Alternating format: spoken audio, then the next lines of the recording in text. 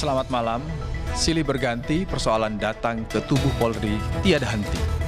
Tim reformasi pun tak cukup satu, ada bentukan internal Polri dan Presiden. Setelah Kapolres di Bima terlibat narkoba, ada pelajar meregang nyawa karena ulah anggota Brimob di Tual, Maluku. Pelajar tewas di Tual, jalan terjal reformasi Polri. Inilah Satu Meja The Forum malam ini bersama saya, Yogi Nugraha. Dan sudah hadir di studio Kompas TV malam ini Pak Yusuf Warsim, Komisioner Kompolnas. Selamat malam Pak Yusuf. Selamat malam Bapak Ibu dan penonton Kompas TV dimanapun. Terima kasih sudah hadir. Ada Mas Muradi, malam ini pengamat kepolisian yang juga guru besar politik dan keamanan Universitas Padjadjaran Bandung, sekaligus penasihat senior di Lab 45 Jakarta ya. Oke, selamat malam, terima kasih sudah hadir. Ada juga Ibu Sulistiawati Rianto, Guru Besar Fakultas Hukum Universitas Indonesia. Selamat malam, terima kasih sudah hadir. Dan last but not least ada Pak Arianto Sutadi, staf ahli Kapolri, yang nampaknya makin pusing aja nih Pak. Terima kasih. Selamat malam, Pak. Terima kasih undang lagi. Pak Arianto, terus-terusan nggak berhenti Pak. Iya. Nggak berhenti, dalam hitungan minggu, hitungan hari ya kan muncul terus. Kapolri marah ya, sudah ada respon baik yang di Bima Kapolres maupun yang anggota Brimob yang di Tual sudah diberhentikan dengan tidak hormat, marah, tapi terlalu sering Kapolri marah sementara berulang pelanggaran itu. Ya itulah, saya sangat prihatin sekali ya. Di tengah-tengah kita itu sekarang menggebu-gebu dituntut untuk melakukan perbaikan ya. Sejak kemarin prahara tahun Agustus 2005 itu, kita kan dicap sebagai polisi yang kok sudah direformasi, kok masih tetap seperti dulu. Dan kesan-kesan itu kemarin mencuat pada 9 tuntutan bahwa polisi itu nggak bagus ya. Satu, karakter yang di lapangan, kemudian pengawasan yang sangat minim, kemudian perilaku hedonis, pelayanan yang lambat, kemudian dan sebagainya. Ada 9 itu kan kemarin, sehingga muncul tuntutan reformasi. Nah, sementara bahkan 2 loh reformasinya, ya, bentukan sementara internal maupun presiden mengamini dibikin komisi ya. Kapolri lebih dulu bikin sprint. Maksudnya adalah untuk memperbaiki yang kekurangan-kekurangan itu gitu. Ya. Saya waktu itu masuk pertama kali jadi dalam rapat itu ketika komisi transformasi dibentuk Kapolri itu. Kami mengusulkan, Pak, kekurangan-kekurangan polisi yang sekarang ini dituntut itu adalah kekurangan yang di lapangan, Pak. Kekurangan Perilaku yang di lapangan itu, Pak, gitu saya bilang. Jadi itu yang harus diperbaiki sebenarnya. Dan menurut hemat saya, Pak, perilaku yang di lapangan itu kalau mau merubah secara cepat ada caranya. Nah, tapi sementara itu ditanggapi dengan bahwa polisi Kapolri malah membangkang Pak. Katanya membangkang perintah Pak Presiden kan gitu kan. Dan disampaikan di Komisi 3 kan. Ya, padahal Pak Kapolri maksudnya adalah justru beliau itu sinergi menyambut Pak Presiden mau bikin perbaikan polisi, maka polisi akan berbagi lebih dulu lah, sehingga nanti kalau komisi itu terbentuk, kita memberikan saran inilah kira-kira yang kita lampaui gitu. Jadi kemarin selama 3 bulan itu kita mencoba melakukan crash program namanya, quick win ya, yang tujuannya adalah untuk mengantisipasi 9 tuntutan yang dituntut oleh masyarakat sipil itu kan ada 9. Ya, ada 9. Ya. Satu, pelayanan yang lemah, kemudian pelayanan yang buruk masih banyak. Dan itu dijawab tertulis di tim reformasi internal kan? Ya, dan itu kemudian tim yang 52 orang itu menyusunlah konsep-konsep itu.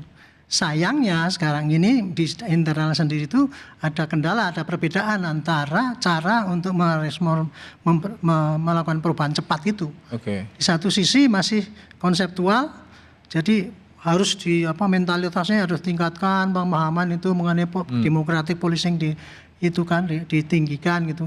Padahal kan orang yang di lapangan itu kan nggak sempat baca-baca buku yang setebal ini, sehingga kita usulkan mestinya Pak dibikin suatu petunjuk yang jelas dan bisa dipedomani anggota di lapangan, dan kemudian dilakukan pengamatan yang artinya solusi substantif dari tim internal reformasi Polri belum ada menurut sudah ada Pak, sudah ada, tapi di satu sisi menekankan pada apa itu konsep-konsep yang tertulis gitu kan, didistribusikan ke bawah gitu. Oke. Polisi demokratik. Tetapi tunjuk langsung yang taktis itu kepada anggota di lapangan sampai sekarang sayangnya belum sampai itu Pak. Sehingga sementara Pak Kapolri sudah mimpin ikrar ya, kemarin ikrar bahwa polisi supaya menjadi polisi yang bagus itu, tapi di lapangan belum pernah dengar kan. Nah, dilalah selama 3 bulan ini berturut-turut Pak yang kelakuan-kelakuan yang mencoreng polisi Muncul itu. lagi di lapangan. Jadi itulah menurut saya sih prihatin sekali. Tapi intinya bagi saya itu gelora untuk merubah transformasi polisi itu belum sampai pada yang terdepan. Substansi, Sehingga mereka frontliner. tidak berusaha memperbaiki diri, masih ikutan yang lama-lama itu. Oke. Pak Muradi, kan Pak Arianto mengatakan sudah dilakukan, sudah ada upaya. Terus di 2 kasus yang tadi saya sampaikan bahwa Kapolri pun merespon dengan cepat. Sudah di PTDH, bahkan yang di Kapolres Bima itu sudah akan berlanjut proses hukum. Kalau Anda melihat ini akan berulang lagi, ujungnya akan sampai pada publik, oke, ini akan menjadi tanda-tanda perbaikan Polri, atau seperti kasus-kasus sebelumnya akan berulang dan berulang? Ya, saya kira ada 4 hal, Mas Yogi. Yang pertama, ini menyangkut soal dalam kan gini, polisi kita itu kan masih ada culture militer ya. Dia akan melihat sebagai vertikal ke atas. Jadi di banyak teori, di banyak konsep, di banyak negara pun orang akan lihat kalau ngelihat pimpinan sebagai rujukan. Jadi saya selalu mengatakan bahwa kasus di Bima, kasus di Tua dan sebagainya itu karena apa? Karena teman-teman di bawah itu juga nggak ngelihat sesuatu yang baru, yang terpuji, yang dari di level atas ya. Ini saya kira juga penting buat kita cermati karena beberapa hal yang kita amati sejak mungkin 5-10 tahun terakhir itu yang jadi problem. Artinya memang saya tidak ingin bicara soal struktural, tapi bicara bahwa nilai baik itu penting untuk kemudian dimunculkan di level bawah. Jadi mereka jadi merujuk atas dan terus. Yang kedua, ini penting juga buat kita lihat bahwa struktur kita tuh agak unik. Saya begini, ini contoh saya ini, kayak Kapolres. Kapolres itu di drop atau posisikan oleh Mabes Polri. Jadi Bukan oleh Polda maksudnya? Bukan. Polda hanya di level katakanlah di Kepala Sab atau Wakapolres. Jadi Kapolres itu akan directnya ke Mabes. Dia Apa yang kira-kira? Ya ini nanti usulan saya adalah penting kemudian mempertimbangkan betul misalnya teman-teman di Polda itu punya kaki dan tangan di Polres untuk kemudian bahasanya mencengkeram untuk ini tugas saya punya visi misi nih dari Kapolri untuk menjalankan kerja-kerja pemolisian di provinsi tertentu misalnya. Makanya ikut saya. Jadi memang dia akan dikendalikan betul. Artinya dikendalikan dalam konteks operasional ya, bukan dalam konteks yang mengarahkan negatif. Nah, yang ketiga ini juga penting buat kita adalah publik itu kan juga bukan makhluk yang kemudian diam ya. Dia akan terus melihat seberapapun upaya untuk kemudian perbaikan tanpa kemudian sifatnya holistik ya. Nah, ini akan jadi problem baru. Katakanlah misalnya kita selesai tadi Pak Arianto bilang saya sebagian besar setuju bahwa di level pusat itu kesadaran sudah ada. Mabes itu udah kita perlu. Tapi di level bawah itu kemudian arogansi masih muncul. Kenapa? Karena yang pertama para keberadaan pimpinan itu menjadi rujukan yang tidak bisa kemudian mereka dapatkan. Sekalipun udah ada Kapolda di wilayah. Ya, Kapoldanya gini, hubungan Kapolda dengan Kapolres meskipun mereka secara hierarki ada, tapi Kapolres itu tetap yang melantik yang mendrop mereka sebagai pimpinan. Nah, yang bisa kemudian dia pegang Kapolda adalah Wakapolres dan Kepala Staf, Kepala Satuan. Ya memang itu SK-nya mutasinya memang Kapolda yang buat. Nah, yang terakhir nih Mas Yogi, yang terakhir saya kira ini penting buat kita adalah kepentingan kita untuk mendorong proses polisi itu adalah bukan semata-mata untuk urusan internal. Makanya saya selalu mengatakan bahwa internal dan eksternal itu adalah satu langkah yang bersamaan.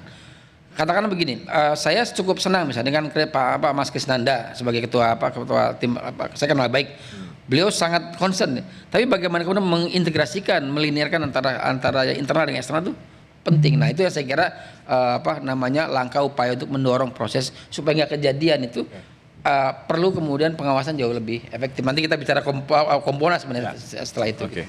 Pak Yusuf, kalau tadi dari Pak Arianto dan Pak Muradi kan bicara operasional sudah disiapkan paling bagus di depan ke bawah. Di kasus di Tual ini kan misalnya lagi Brimob ya, Brimob banyak tuntutan, kenapa sih Brimob berhadapan dengan masyarakat, Brimob udahlah di wilayah berhadapan dengan pemberontak atau apapun gitu. Kompolnas punya bacaan apa di kasus terakhir ini? Ya, terima kasih. Yang pasti ini menambah deretan data. Ya, ini data baru atas permasalahan budaya kekerasan. Kita kan menganalisisnya itu tidak 1 tahun 2 tahun. Kita tarik dari tahun 2008 itu oknum yang melakukan kekerasan itu sudah ada dari 2008. Jadi inilah data baru permasalahan kekerasan. Bagaimana mengatasinya? Ya sebenarnya secara konsepsi komitmen itu ada. Tinggal yang paling utama itu kan mengembalikan sejatinya Polri sebagaimana yang diamanatkan konstitusi, Undang-Undang Dasar 1945, Undang-Undang Nomor 2 juga sebagai pelindung pengayom pelayan.